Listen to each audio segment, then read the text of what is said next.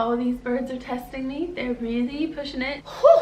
Hey guys, what's up? It's Haley. Welcome back to my channel, and today's video is gonna be a good one. It's gonna be real good. So, for those of you who don't know, I don't sleep like at all, and sometimes when I'm up at hours of the night that no human should be, or just even when I'm like doing the dishes or there's nothing good on TV or I'm bored or I don't know, it's a Tuesday. I really like researching conspiracy theories and unsolved mysteries. Kendall Ray, whose channel I'm like completely obsessed with, by the way, I will leave links to her down in the description box below, but she brought out this series about missing people, and I don't know why, because that stuff is literally so super horrifying to me. But I was sitting on my couch at like 4 in the morning with my jar of peanut butter and my spoon, because I can't watch or be around anything scary without a jar of peanut butter and a spoon, and I was consumed. So since I know that some of you guys are as crazy as I am, I thought that I would put together a video of the conspiracy theories that I've been like completely consumed with over the past little while, and hopefully I'll be able to do so in a way that like kind of forms the semblance of a video, because sometimes my brain only makes sense to me, but I'm hoping that it'll kind of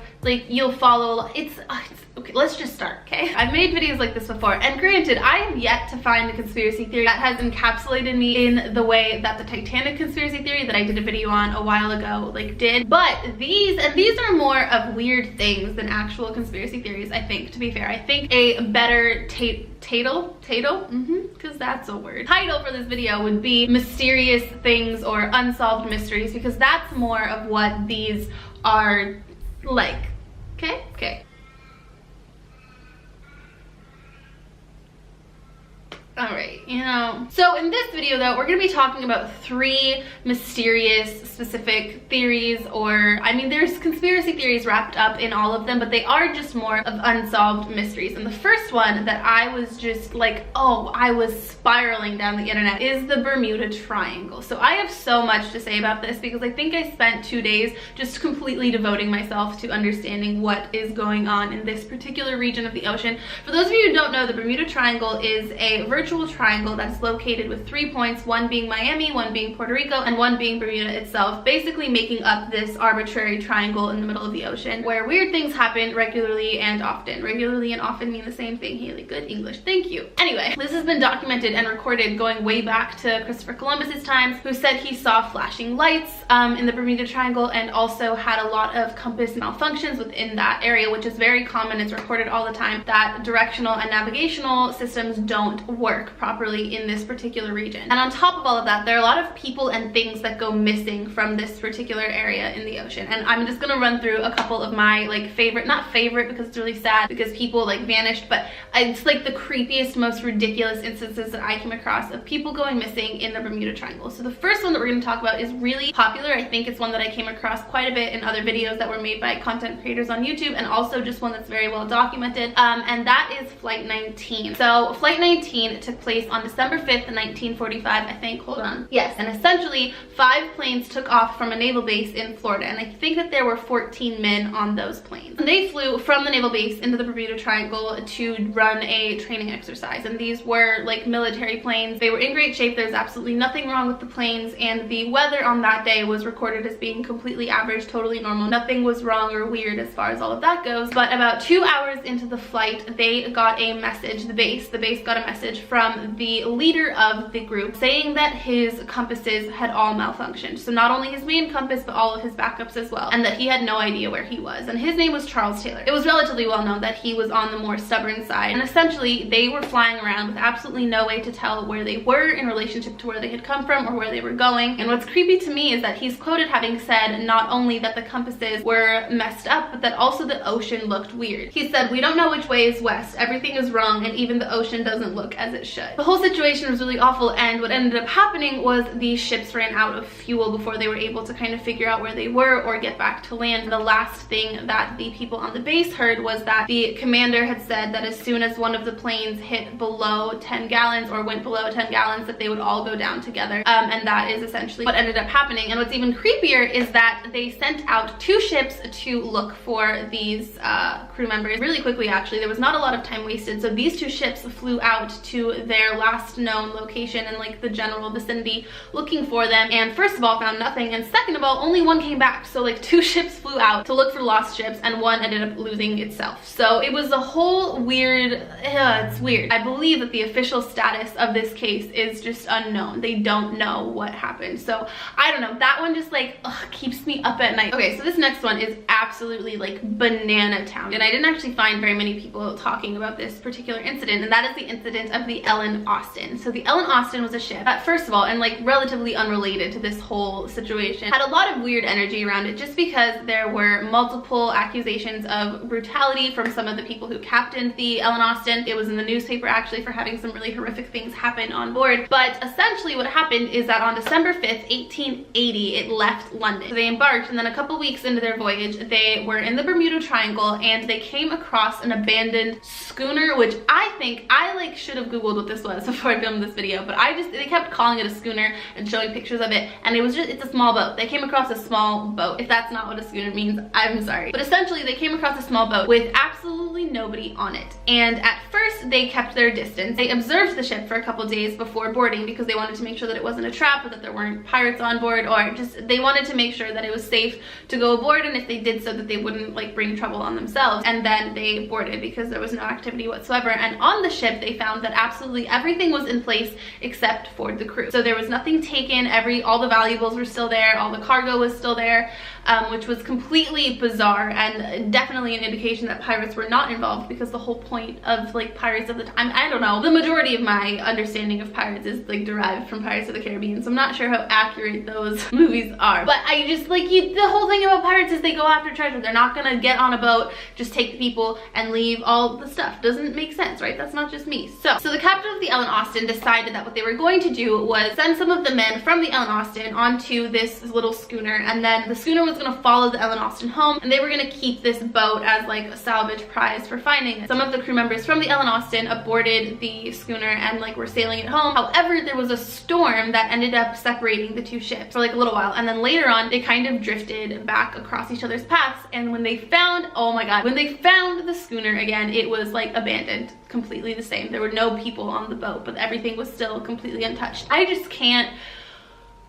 what? Yeah, it just creeps me out. So, and there are so many conspiracy theories about what is really going on in the Bermuda Triangle, a lot of which revolve around aliens, which I'm going to just kind of sidestep for a minute because I haven't quite made up my mind. I know that we're not alone, but I don't really think that they've been here or they are here. That's just my personal opinion. However, a lot of people do, and what is weird is that there's like constantly tons and tons of UFO sightings within the Bermuda Triangle area, and it is a way for people to kind of explain how like ships just seem to vanish out of thin air. Like, so weird to wrap my brain around. And just for the record, this is like part of the reason why like deep water and the ocean and everything just terrifies me. Mostly it's the sharks, but it's also just the idea of like vanishing and how vast and consuming the ocean is. Okay, so this next conspiracy theory, again, this isn't as much of a conspiracy theory as it is more just a weird happening / unsolved mystery, and that is the disappearance of Bruno Borges, I believe is how you say his name, but I could be wrong. And this, I have to give credit where credit is due. I got the majority of my information. I mean, I went through and I researched and like validated all of it by myself, but I was completely exposed to this by Kendall Rae, and I will leave the link to her video down in the description box below, which is going to be a lot of the same information, but she's much more investigative than I am. I just kind of like to sit there and like get my mind blown and then ramble about it to you guys. This is a current missing persons case, and it is the most bizarre thing I have ever come across, I think, in my life. I don't even really know where to start, but essentially the case of Bruno Borges is a Brazilian case because he's from Brazil, and a lot of the initial reportings and the documents themselves that are involved in all of this are in Portuguese, so there's some stuff that's been for sure lost in translation, but for the most part, like the general gist of the disappearance is that a 24-year-old man named Bruno Borges vanished on the 27th of March, and the way that he vanished is what's just like insane. insane. And it kind of seems like he vanished on purpose. And the last known footage is this really sketchy clip of him caught on a CCTV camera, CCTV camera, running across the road. And it's very weird and choppy looking, but he's running. The weirdest thing about this whole situation is that he spent what is believed to either be 24 or 22 days completely transforming his room. And he did this when his family was away on vacation. He went into his room, he locked the door, didn't let anybody in, didn't show anybody, and he completely, like, I don't even really know how to describe it. I'll insert a clip here.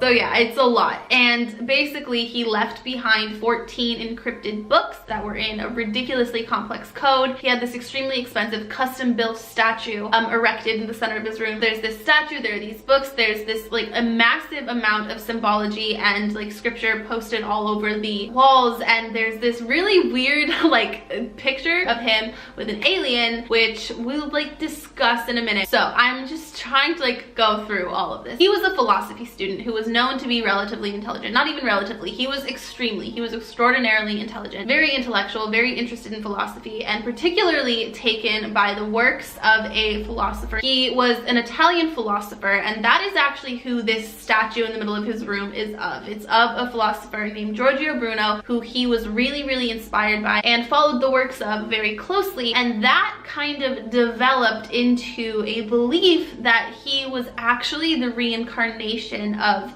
this philosopher, who by the way was like burned at the stake for believing in aliens. History is a weird thing, but he thought that he was the reincarnation of this philosopher, and they like decoded that from some of the information that he left behind, is that that's kind of what he thought. First of all, I don't know what I believe as far as reincarnation and all of that stuff goes. I'm still, jury's out for me. I'm like learning, and I really enjoy having an open mind about stuff like this, because I think life's so much more interesting when you have an open mind and you can let yourself get lost in different theories and stuff, but I truly don't know what I think about this particular thing. However, if you look at, granted, these are like cartoon sketches and drawings of this philosopher because we didn't have cameras back then, but if you look at pictures of this philosopher next to pictures of Bruno Borges, they look really similar. I don't know if that's just me, but it like made my jaw drop. I don't know, and there's just so much weirdness surrounding his close circle of friends. The police that are involved, because this is an active missing persons case, the police believe that his friends actually do have some information about what is going on, that there was some sort of secrecy pact, and a dressmaker came forward and said that Bruno came to her and had 3 cloaks made, and when she asked them what they were for, if they were for church, he said almost. It was like some sort of churchly thing, but that it wasn't exactly. And there's just so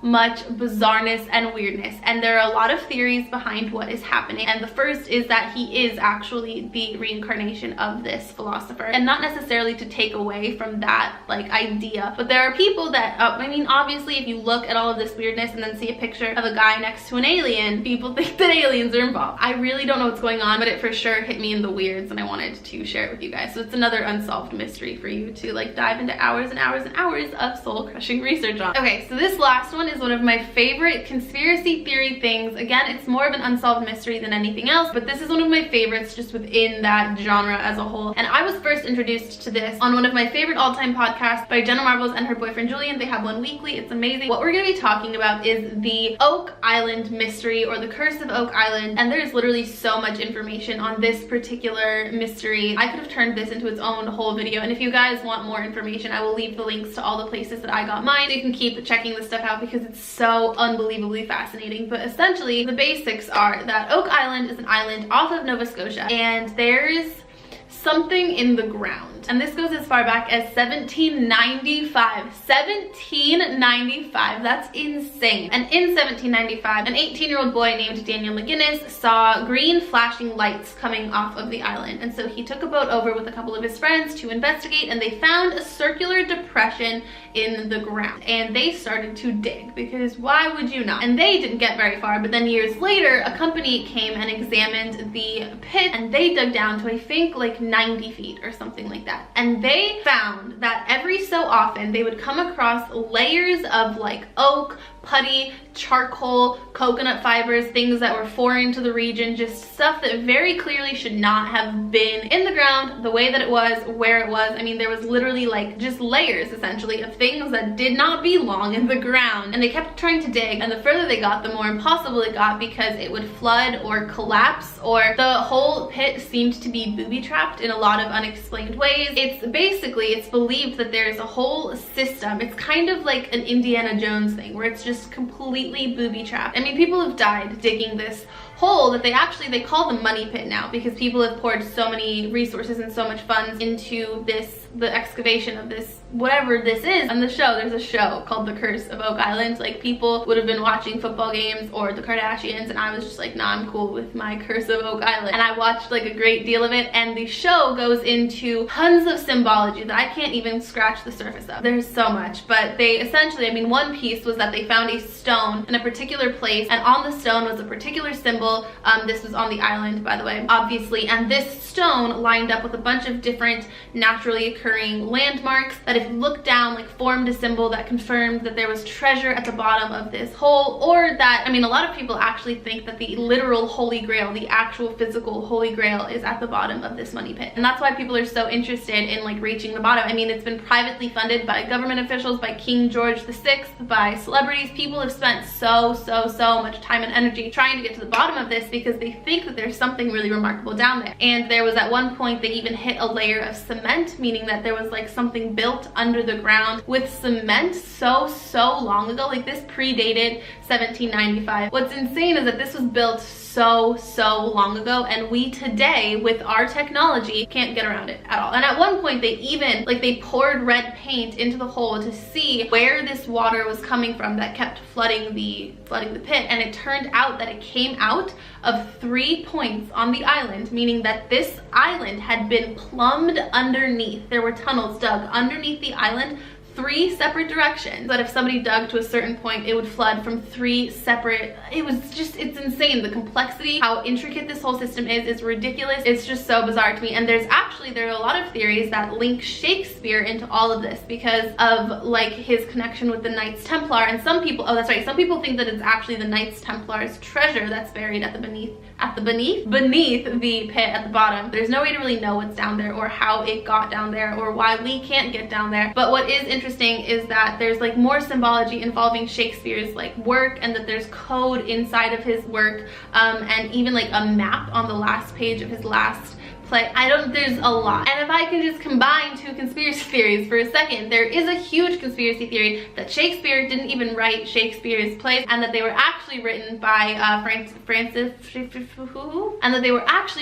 Sir Francis Bacon, I believe was his name. He has a ton of ties to the Knights Templar and the Freemasons and all of that stuff. So to like link those 2 together makes it even more insane and ridiculous. I watched like a good half of an hour-long video that exists on the YouTube space of a guy just running through all of this symbology, and it actually sounded like it was being narrated by Stephen Hawking, and it was very interesting, but it was also like 3 in the morning, so I kind of at that point decided to go to bed. So I will do more research on that, and maybe I'll include more stuff about it into a second video. But I did just want to let you guys know that that's a thing, that there's a hole that people can't get to the bottom of, but they keep trying, and there's something ridiculously cool at the bottom of it, but nobody knows what, and it's really dangerous and super creepy and insane, and I don't know. But I just wanted to share some of these with you guys, because I've been so completely obsessed with them over the past little while, and I have so many more. I love making videos like this. I also love watching them. I think they're like some of the coziest, most interesting things to sit down and just fill your brain with. Let me know down below some of your guys' favorite conspiracy theories, and let me know if you want to see more videos like this in the future, because I